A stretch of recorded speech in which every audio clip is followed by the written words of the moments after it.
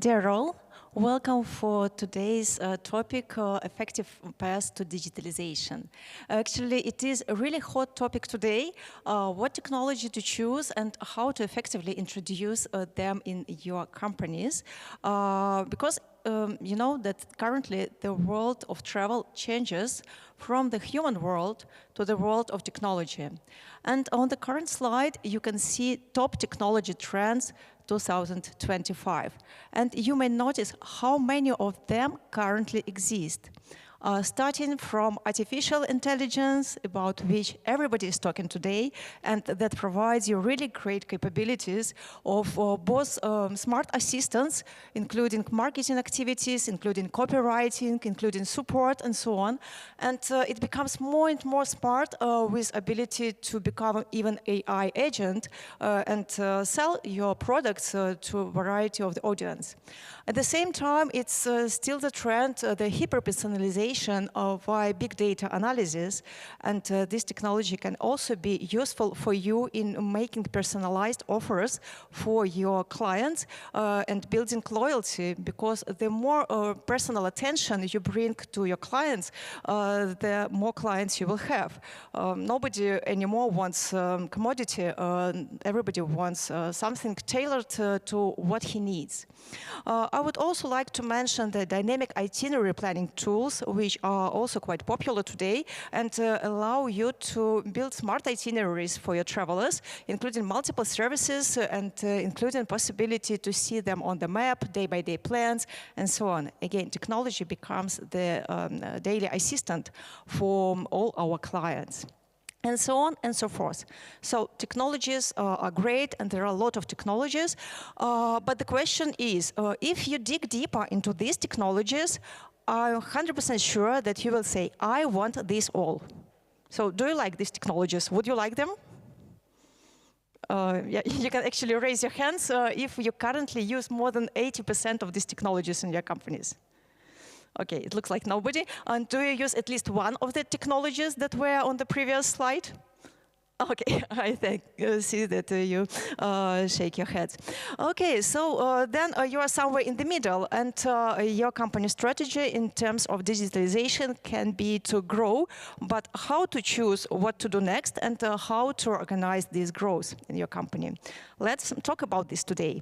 And a few words about myself before we start the discussion.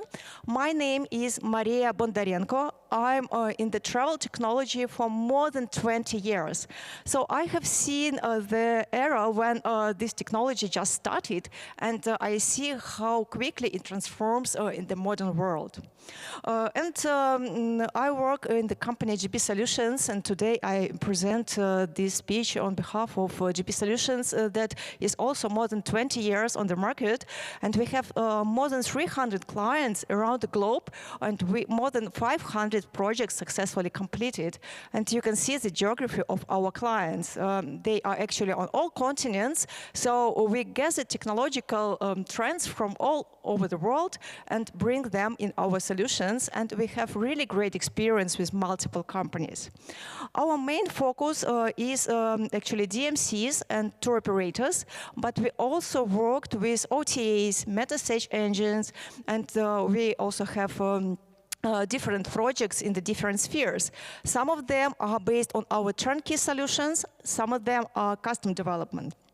And throughout our history, just imagine 20 years, it's quite a long period, we had a lot of successful projects, and we are really proud of them. At the same time, we had some failures, and we regret about them. Today, I would like to share with you the facts which led to these failures, just to avoid them in future, and to warn you what you need to pay attention to in order to be successful and fast growing with the technology. Just a few examples before we start. The first one is a really good strategy. It is our current client, a small DMC, that has a plus 35% steady growth during the last 3 years. Actually, a really good result. And when we started cooperation with them, we talked about the technologies which were available at the time when we started, and definitely they told we want everything. But they have chosen lean development process where we initially introduced the automation for their hotels, then we added transport, then we added activities, now we are transitioning to package tours, also ability to integrate with their partners online, and so on and so forth. And with this lean development and starting with MVP, so only the most viable product they could provide, they just aligned their investments into the software with their growth. And they continue to grow, the more they earn, the more they can invest in the technology. Unfortunately, not everything is in our hands, and we had bad strategy examples in our history. This is another company that had huge investments in the beginning, and they had very interesting packaging idea to package hotels, flights, and events. But after 1.5 years lost, they were run of all the money, no more investments, but the project did not go live. Why this happened? Because it was like, oh, we have so many features, we want to do this, and this. Okay, let's do that, then let's redesign. Oh, we have changed our mind, let's change this. We want our project to be ideal. Okay, it's our human wish to have everything ideal, but is it aligned with your business, and does it bring you results? In this example, unfortunately, it did not. Right now, they are looking for another iteration of investments in their project in order to proceed. Actually, what I wanted to show you with these examples, that many companies focus on tools and technologies. We see that on the market, we see that, but actually it's more wise to see what technology can contribute significant results to your business. Not the tools themselves, but the results that you may achieve with the technologies. And this results in 5 principles that I have developed for smart digitalization. They are on this current slide. The first one is fast launch. Then KPI-driven development, then paying attention to TCO, total cost of ownership, simplicity, and integrability. Let's investigate each of them. The first one is about fast launch. With this part, actually, the main idea is that you do not need to implement everything at once. It's better to break down your ideas and your digitalization strategy into smaller pieces and into phases, and then you will be able to test, adjust, and improve without major disruption. Well, actually, as you see, the world of technology is changing, and launching within 1 month is much more wiser than having a lot of ideas and launching in 2 years. Why? Because with the modern world, nobody knows what shall be in 1 or 2 years. Maybe the whole world of travel technology will change, and maybe the whole world how we do travel business will change. AI agents may replace everything, and the traditional way how the software works may disappear. Is it a smart choice to wait maybe 1 year, 2 years, and then make decision? I think no. Why? Because in 2 years we will see another horizon. So there will be another software, will be other ideas, and so on and so forth. So the better approach is to see in what position you currently are, and see what you can do in a small chunk of development and in small chunk of digitalization, and make this decision and move faster. Just as an example, I would like to share with you how we have evolved our software. On the left, you can see how it looked 5 years ago. On the right, you can see how it looks right now. Initially, it was on Java technology and rich faces, and it was really popular at that time. But nowadays, this technology has went into the past, and we had to rewrite our software almost completely on the new technology, on HTML plus Vue.js, and so on and so forth. And we definitely know that in 5 years, we will have to make another update. So as a software vendor, we always keep track on the latest technologies, and we always update our software. The same you need to take into account when you consider your digitalization in your companies. So what move fast means? Is it 1 month, 3 months, 1 year? Actually, our universal advice is to move with a 3 months digitalization framework. For small companies, this means that ideally you should launch within 3 months after the start. Select the software that fits 80% of your needs and plan the launch as quick as possible within this time frame. If you are a middle-sized company, then it might take from 3 to 6 months to automate the processes that you want and move to the next level of digitalization. If you're a large company, it is up to 1 year, but still split by 3 months iterations.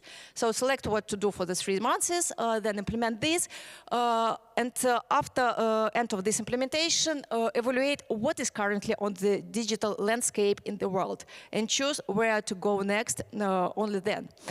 Maybe you will update your strategy and see that something has changed and you need to change your plans as well to coincide with the changing world of travel, and maybe the priorities will also change for you. A few words about our software. This is GP Travel Enterprise Platform, and actually within our company we follow this strategy of digitalization. The system itself is rather powerful already. It is the great tool for the tour operators and for DMC companies and other travel players to automate their business. We have a possibility to automate working with your products, with prices, with availability, with descriptions, B2B and B2C sales, enterprise management, and so on. Additionally, we propose abilities of customization so that the clients can either take our software as is, or they can decide to update it with additional features, additional customizations, and so on to adjust to their own business. And this gives them the huge advantage because usually none of the software 100% fits to what we need. So you always need to select something that is the best, but having possibility to adjust it and fit to your business is a good advantage. At the same time, it's a big risk. And I will show you how a very small feature may become a monster. So when you order something from your IT company with whom you work, please bear in mind this fact. Let's take, for example, very easy request. So imagine that you are a destination management company. You have certain activities that you provide, and you would like to inform your clients in what languages your activities can be performed. Looks easy, isn't it? So just very simple feature. But let's have a look from the technology side what needs to be implemented to support this feature. First of all, we need to add the possible escort languages and the type, whether it is guide or audio guide, on the product creation page. But then we need to show this information on the search results. It's also good to add this to filter so that we have possibility to select only products in certain language. Then it's also good to see this in the reservation, what exactly is chosen, and in voucher, and so on and so forth. So initially thinking that, okay, developer can do it in 5 minutes, it appears that this feature may take up to 5 days, and it is quite long. Then let's think what else can be done within this time frame. And let's have a look at another possibility. This is, for example, upsell functionality. For the booking process, when we have selected hotel, the system can automatically suggest to add a few more activities. Really good strategy because your client usually travels just to have some experience, and having personalized data, what experience can be proposed for this client, you can easily increase the amount of payment you receive from your client. From the technology side, it will take approximately the same time. But let's have a look at your profit if you have one automation or another one. If we talk about on-product languages, whether it will bring you extra bookings, actually no. It will be just good enhancement in the system, but still you will have the same number of bookings. Shall this bring you extra profit? No.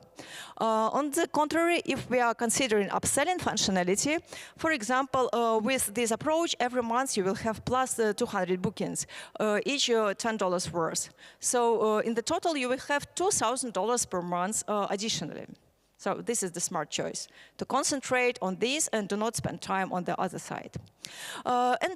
Even in 2002, there was very interesting research that investigated how many features of the software are really used by the users.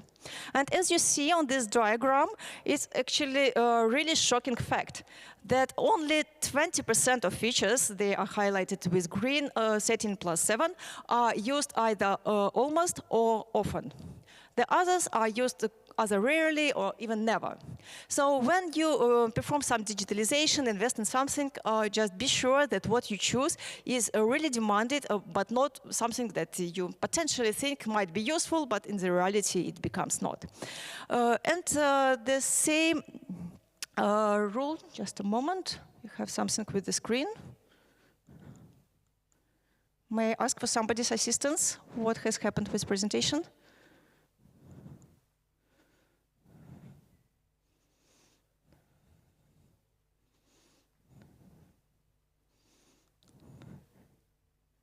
Sorry? Yeah, okay.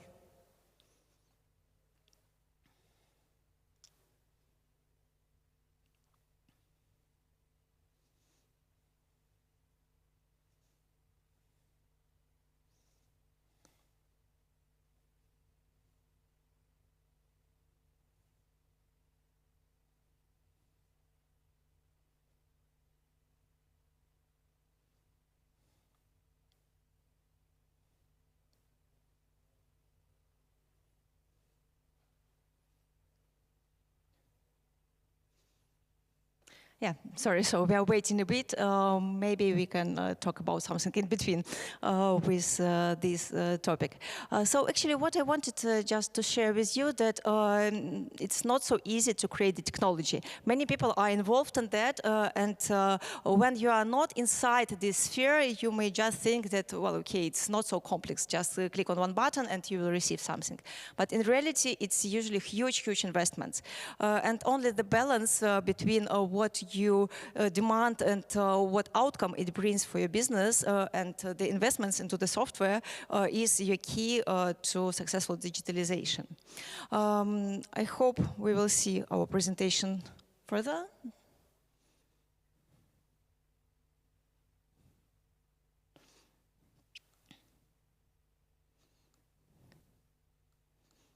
Okay, but it doesn't move. Can you please move to the next slide?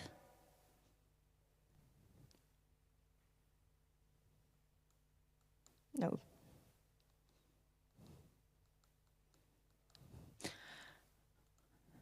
Yeah. Okay, so it works. Then what we can do with that second slide from which I have started. Just put all the possible ways of digitalization of your company and compare the complexity of implementation or the cost of implementation of this with the business value that you have. You can actually calculate the exact numbers here and then have the list one by one and just start with the top. Implement this top decision during the next 3 to 6 months and then take the next one. So this is a really good approach and this will bring you the good results. But how you can evaluate which technology brings you the more business value? Every company is different and every company is on different level of digitalization and maturity of your business. And what is good for one company may be bad for another company. The very good approach is actually KPI-driven development. That means that you put to the top the idea of how much you would like to grow. Because the technology is not just the features or releases and so on and so forth. It's the help for your business. And the business is measured by KPIs. So what KPIs you may consider? The first KPI is turnovers. How much you would like to grow your business, for example, within the nearest 1 or 2 years. The second one is your growth in profits. How much is your current profit and how much you would like to grow there? Or maybe how would you like to expand on additional markets and so on and so forth. So with this visibility, you have more facts which further influence on making decisions. And a very interesting fact that throughout our 20 years history, very few companies talk with us about KPIs. Usually they say, okay, our business is our business. You are a technology company. Please provide to us our technology and do not interfere in our business. What result it brings? In this case, we concentrate on the features, on the cost of technology, and so on and so forth, but we do not know how it will help to our clients. And the clients themselves consider that they know their business and they order something from us, like I have shown you that feature about add additional languages and so on and so forth. So we talk with clients about features, but this is not aligned. So these features do not directly grow their business because we simply do not know what they want. And recently we have changed our strategy. Right now we start every project with our clients with the question, what KPIs you would like to achieve within the nearest 2 years. And we have added the visualization to these KPIs, as you see on this screen, immediately into our software. So at the beginning of the year, the client may put his goals in the form of KPIs. I want to achieve these turnovers, or I want to achieve this profit. And during the year, the system automatically tracks the percentage of achievement, and it also compares it with the past years, with the previous and with the year before previous.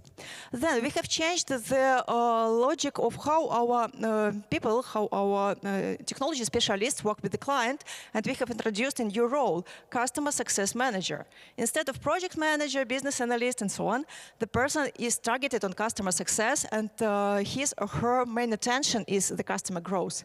And this significantly changes the world, how we interact and how we achieve these goals. And this is the example of the questionnaire from which we start the projects right now. What is your turnover right now? What is the size of your business? What you would like to achieve? And what you would like to have in the nearest time? For example, you currently start with 5% gross margin, but you want to grow it up to 7%. And in numbers, it will give these values. And at this moment, if I come to you and say, our software costs $5,000 per month, is it expensive? Who thinks that it is expensive? Who thinks that it's not expensive? Okay, no ideas. Well, I will then explain. So actually, it depends. So if you invest in the software, $5,000 per month, but this software gives you $200,000 per year additional income, so that you earn 3 times more than you have invested, it's really good choice. If not, then that's a different story. But again, in order to evaluate this, you need to think about this. So if you think about KPIs, and if you choose KPI-driven development, you have this chance.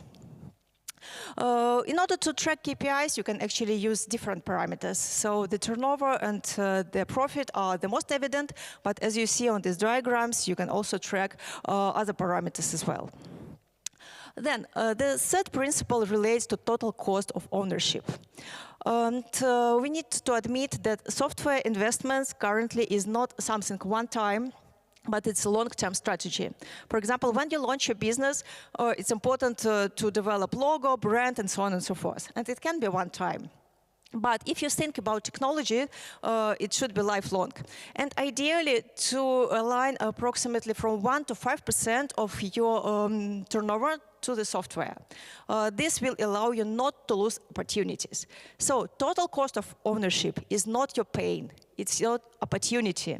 You invest more in the technology, you have more revenue from that technology, and you grow better and faster. If you do not invest, or if you try to minimize this amount, then you will be just losing your market. And with the AI, I think that the share will be increasing. The more and more technologies there are in the modern world, and the less people. Less paper brochures. Many things are automated with the technology. Many companies are afraid of regular payments and referring booking fees, something like that. They prefer a one-time payment. And sometimes we start our negotiations with potential clients with this question: I want to pay more upfront, but please do not charge anything monthly or annually or no booking fees at all.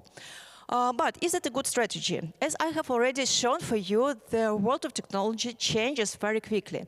And if you insist on one-time investment, or if you choose or look for software that has just one-time investment, this is very poorly aligned with your business. Why? Because in this case, okay, it's a good point that you have only initial investment. But in this case, there is definitely no focus of your development team on technological changes. You do not pay anything further, so you're just using that outdated version. And there is no alignment with your business. If we consider regular payments, for example, some fixed amount, like I have already mentioned, $5,000 per month or whatever else, then okay, in this case, you have lower initial investment, you have focus on technology update because the company will regularly get your payments and will regularly provide you with updates. At the same time, it's still not aligned with your business. And only the right column where the pricing structure has some amount, either booking fee or profit share or something like that, aligns you 100% with your technology provider. So don't be afraid of this model. It's, to the contrary, the opportunity that will help your company to grow much, much faster because your IT company will be interested in your growth as well. The next principle in the model world is the simplicity. So actually, the software that is being developed is not for the technology itself, but is for the people who will be using this software. And actually, the best software is the one you don't even notice. It just works. But if you have some automation of your internal processes, sometimes you are so enthusiastic by different tools and different technologies that you say, okay, I want this, I want that, I want that. And let's imagine that you have money to introduce in your company this and that technology.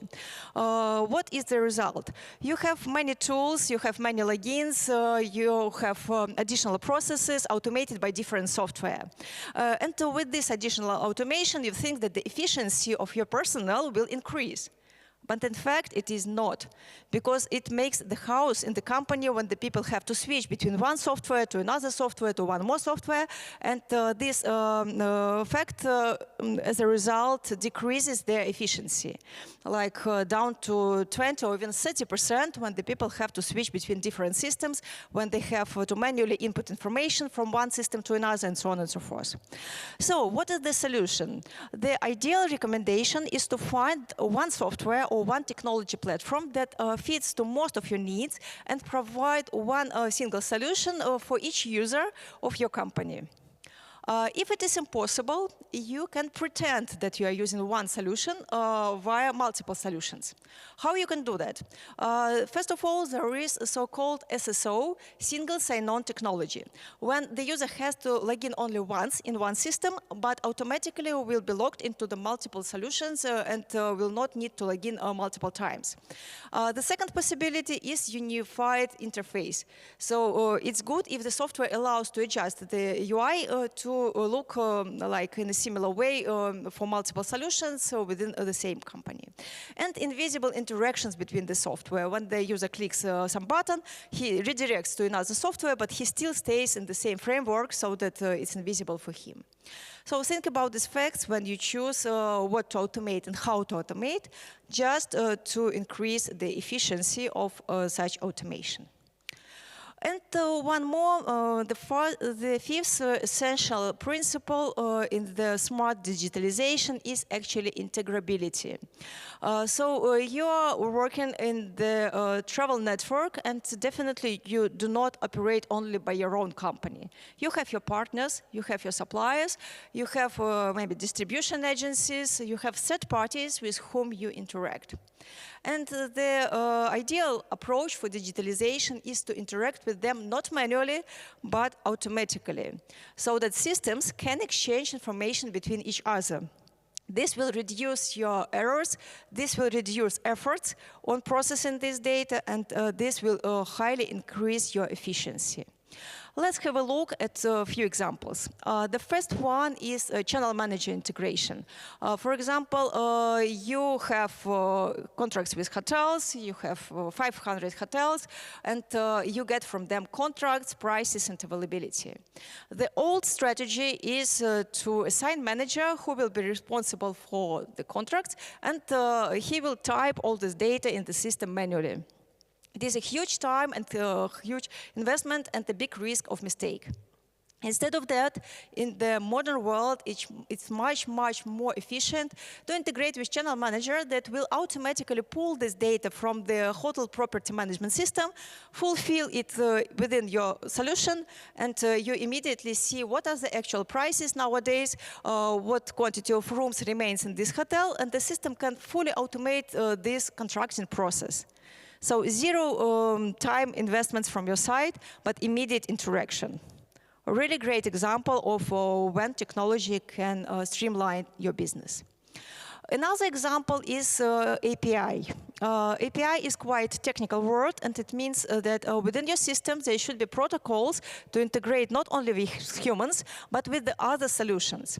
And actually, it's the must-have in the modern software that the software should have this API for the integrations, where it can be helpful. For example, you have your partners who want to sell your products.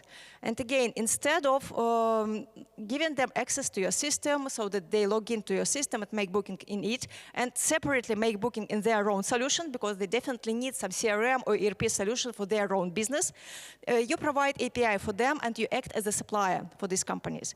And in this case, they automatically get all your content, all your prices, and they do not duplicate their work. So you immediately integrate with your partner, and you reduce all the time, both from your side and from your partner side. Okay, so these were the 5 digitalization principles, but what we need to take into account also in addition to them, what is the hidden aspect? And actually the hidden aspect is human factor. So technology is not for the technology itself. Technology is for humans. And technology is only as good as the team uses it. Remember that slide with that investigation that only 20% of features are being used. So if you focus on introducing new technology in your company, but if you do not focus on performing proper training of the personnel, of ongoing training of the personnel, because the technology evolves, so ideally you need to perform the further trainings every half a year or every year, in this case you will be losing, because your people will not understand all the advantages of the new technology, and you will just use a small portion of it. While if you will pay huge attention to the human factor and to the training process, you may highly increase the involvement of your personnel into the new technology and the outcome of the new technology. And another factor of the human interaction is actually on your client side. Technology should support, but should not replace the human element. So if you automate these or these operations, just keep in mind that you should not over-automate. If you do not have any chance of your clients or users interact with humans, you may be in a big danger, and you may start losing the clients if the clients are not able to do something with your technology. For this point, I would like just to give you an example of my recent contact with some support of one famous system. I had some issue with it, it was not working, so I just contacted support, and the robot replied for me. I understood that it is a robot because of his standard answers, but I wasn't satisfied by them, and he actually did not solve my problem. At the end of the day, I just asked him, please call anybody who is human. I want to talk with a human. And he replied, I don't understand you, please ask again. I told once again, please ask some human to interfere our communication. I need to talk with human. And he told again, I don't understand you, please repeat again. So after 3 times of such reply, I understood that there is no human behind this technology at all. And in this case, as a client, I just went. So I could not solve my question, and I did not see personal attention from that company to myself. So they left only technology technology around them, but no human that could assist me in the questions. So just to summarize, the key takeaways from our today's discussion is that, first of all, please focus on iterative improvements, on setting clear KPIs, and on human factor. And note that effective digitalization is not about using the latest tools. There are so many of them, and you will never be able to incorporate all of them in your business. But rather, it is strategic alignment with your business goals. And in this case, it will be step-by-step growth and step-by-step evolution of your company in the changing technology world. Now, one bonus for you. If you wish, we have developed the evaluation of your digitalization strategy questionnaire. It's absolutely free, so you can scan this QR code and visit our website to evaluate how is your company currently automated and what are the recommendations where you can go next with your digitalization. To conclude, actually, we are currently presented in the ITB. This is our stand. It is Hall 5.1, stand number 141. So if you want any advices from me, you're welcome to go there. I will be at that stand after the speech, and I will be happy to advise what can be useful for your business, taking into account your current state and your desired goals. Or you can stay in touch with us based on these contacts that you see on the current slide. So thank you very much for attention, and we have 10 minutes left for the questions, if you have any, if you would like to discuss something. Thank you.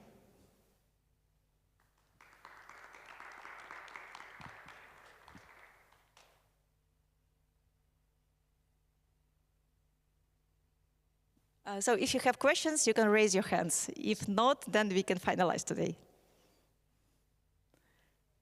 Okay, no questions. Yeah, thank you as well for attention, and maybe let's talk later.